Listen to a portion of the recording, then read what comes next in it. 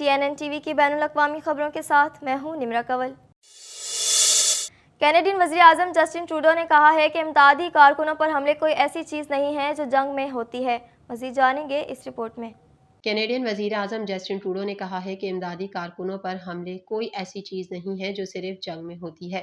Canadian army کے سابق اہلکار جیکب فلنگر ورلڈ سینٹرل کچن کے لیے خوراک کی امداد پہنچانے کے دوران ہلاک ہونے والوں میں شامل تھے۔ نتن یاہو نے بدھ کو کہا تھا کہ دھماکے ایک المناک حادثہ تھا جس میں تحقیقات کی جائیں گی، لیکن یہ مسلح تصادم کا نتیجہ بھی ہے، یہ جنگ میں ہوتا ہے۔ ونی پیگ میں ایک نیوز کانفرنس میں ٹروڈو نے کہا کہ انہیں ان تبصروں کے ساتھ براہ راست مسئلہ اٹھانا ہے۔ ٹروڈو نے کہا کہ نہیں، یہ صرف ایسا نہیں ہوتا، اور ایسا صرف اس وقت نہیں ہونا چاہیے جب آپ کے پاس ورلڈ سینٹرل کچن جیسی غیر معمولی تنظیم کے لیے امدادی کارکنان ہر روز ایک ناقابل یقین حد تک خطرناک جگہ پر ان لوگوں کو کھانا پہنچانے کے لیے اپنی جانوں کو خطرے میں ڈال رہے ہوں جو خوفناک انسانی تباہی کا سامنا کر رہے ہیں۔ ورلڈ سینٹرل کچن اس حملے کی مکمل آزادانہ تحقیقات کا مطالبہ کر رہا ہے جس میں اس کے کارکنوں کی ہلاکت ہوئی تھی۔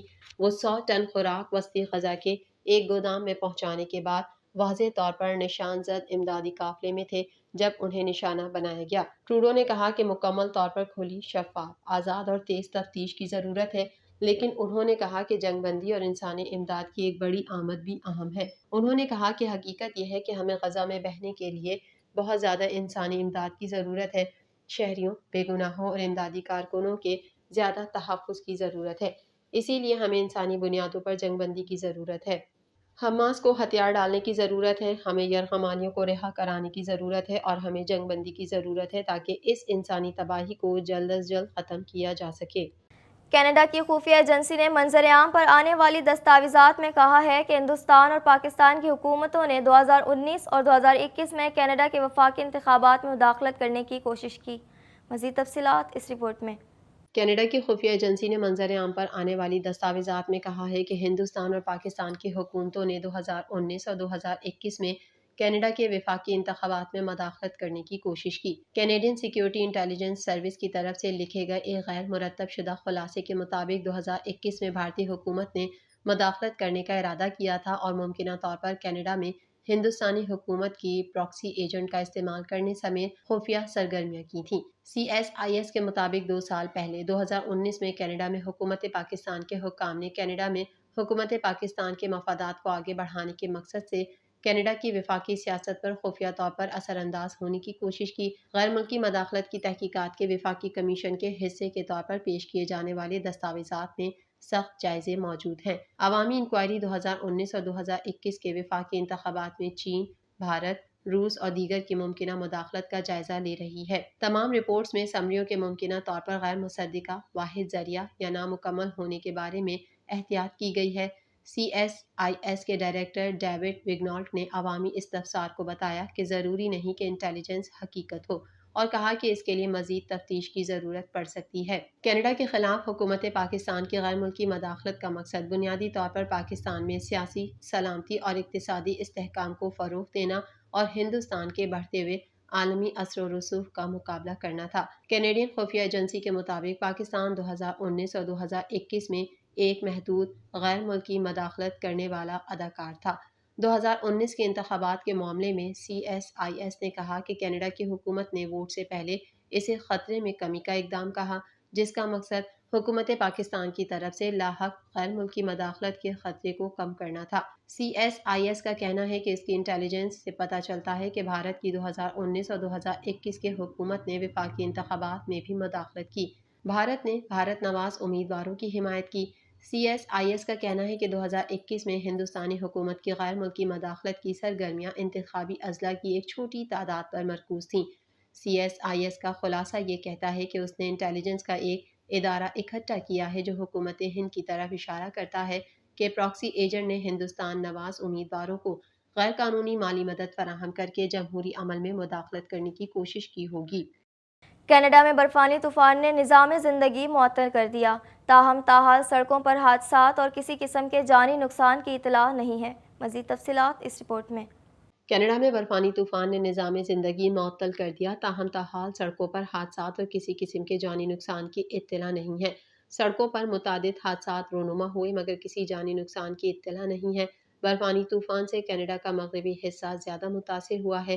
میڈیا رپورٹس کے مطابق کینیڈین صوبے کیوبیک اور اونٹاریو کے جنوب مشرقی حصوں سے لے کر نیو برنسوک اور صوبے نووا اسکوشیا میں شدید بارشیں دیکھنے میں آئی ہیں، جبکہ کیوبیک میں برفانی طوفان نے نظام زندگی معطل کر دیا۔ میڈیا رپورٹس کے مطابق مونٹریال سمیت مختلف شہروں میں 3 لاکھ گھر بجلی سے محروم ہو گئے، جبکہ سخت ترین موسم کی وجہ سے تمام اسکولز بند کر دیے گئے ہیں۔ محکمہ ماحولیات کا بتانا ہے کہ متاثرہ علاقوں میں 25 سینٹی میٹر مزید برف باری کا امکان ہے۔ دوسری جانب اس ویکینڈ پر ٹورنٹو کا موسم معمولی گرم رہنے کا امکان ظاہر کیا گیا ہے۔ اسی ویکینڈ پر شہر کا کم سے کم درجہ حرارت -1 اور زیادہ سے زیادہ 9 ڈگری سینٹی گریڈ رہنے کی توقع ہے۔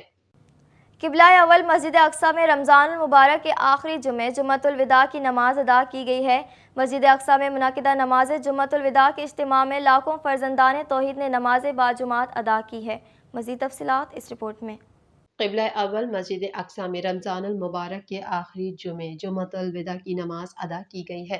مسجد اقصی میں منعقدہ نماز جمعۃ الوداع کے اجتماع میں لاکھوں فرزندان توحید نے نماز باجماعت ادا کی۔ رمضان المبارک کے شروع میں اسرائیلی فوج نے فلسطینیوں کو مسجد اقصی میں نماز کی ادائیگی سے روک دیا تھا۔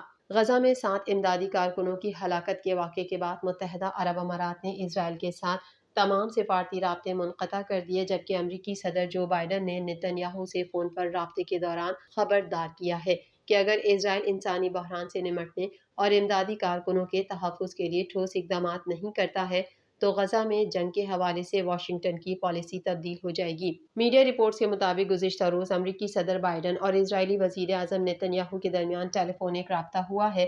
امریکی صدر نے غزہ میں موجود انسانی صورتحال ناقابل قبول قرار دیتے ہوئے فوری جنگ بندی پر زور دیا ہے۔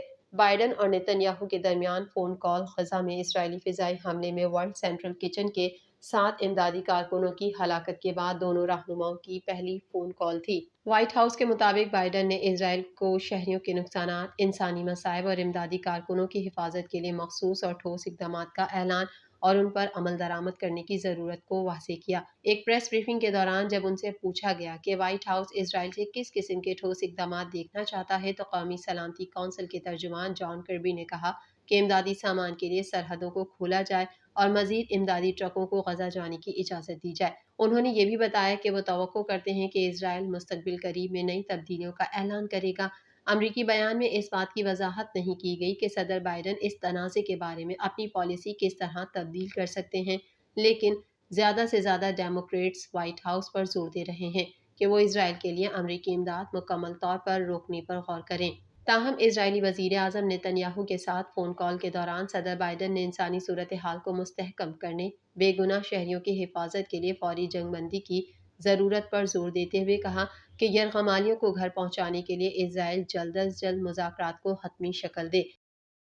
سابق امریکی صدر ڈونلڈ ٹرمپ کا کہنا ہے کہ اسرائیل لوگوں کو مارنا بند کرے۔ انہوں نے کہا کہ اسرائیل کو غزہ جنگ کو فوری ختم کرنا ہوگا۔ مزید احوال اس رپورٹ میں۔ سابق امریکی صدر ڈونلڈ ٹرمپ کا کہنا ہے کہ اسرائیل لوگوں کو مارنا بند کرے۔ انہوں نے کہا کہ اسرائیل کو غزہ جنگ کو فوری ختم کرنا ہوگا۔ اپنے بیان میں انہوں نے کہا کہ اسرائیل لوگوں کو مارنا بند کرے اور امن کی طرف لوٹے۔ ڈونلڈ ٹرمپ نے اسرائیل کو فلسطینیوں پر بمباری کی ویڈیوز جاری نہ کرنے کا بھی مشورہ دیا۔ سابق امریکی صدر کا کہنا تھا کہ حملوں کی ویڈیوز جاری کرنے سے اسرائیل تعلقات عامہ محاذ پر ناکام ہو رہا ہے۔ دوسری جانب ایران کی جانب سے رد عمل کے خدشے کے پیش نظر اسرائیل نے سفارت خانے خالی کرنا شروع کر دیے۔ اسرائیلی اخبار کے مطابق ایرانی رد عمل کے خدشے کے پیش نظر اسرائیل نے ایئر ڈیفنس سسٹم کو پوری طرح سے ہائی الرٹ کر دیا ہے، جبکہ ریزرو فوجی بھی طلب کر لیے ہیں۔ TNN ٹی وی کے نیوز بلیٹن سے فی الحال اتنا ہی۔ اپنی میزبان نمرہ کنول کو دیجیے اجازت۔ اللہ حافظ۔